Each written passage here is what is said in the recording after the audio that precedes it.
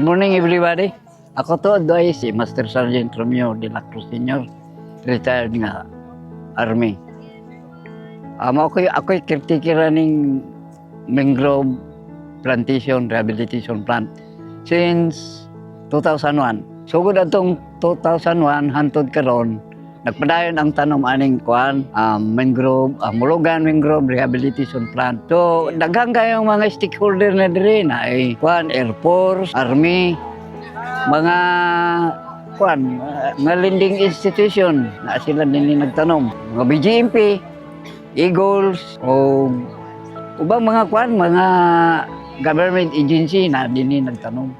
Sa mga eskwelahan, Lisyo, Tibier, COC, o kini mga high school, Mulugan, El Salvador, nakatanong sila din eh. Tukad pagtanong maning mga kuan, mangrove, tong gagmay pa, medyo kuan pa, dili pa kayo mga kuan ang mga lumulupyo diri. Pero pagdangko na, pagbalod-balod, paghangin, wala na, protektado na sila.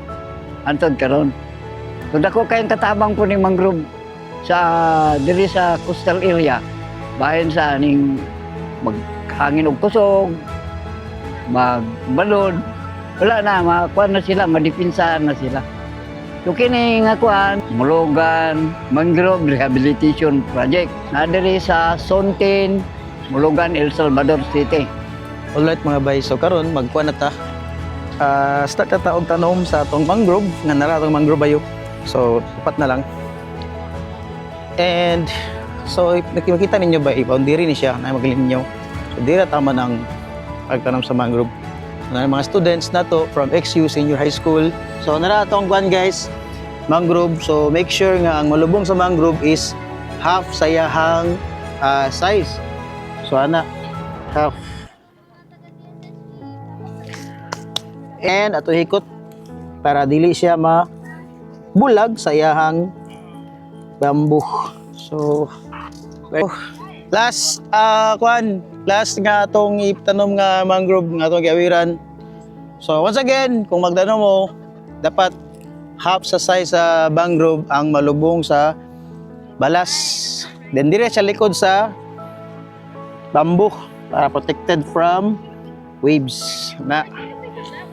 After that, ikot din nato para dili siya mabulag. Di siya makuan at angtang.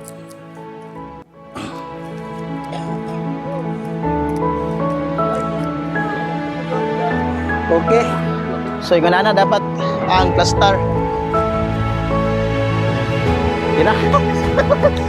Ulit guys, to muna ang ilang product guys. Naglibog ko kung magtanong may mangrove o masa sa simento.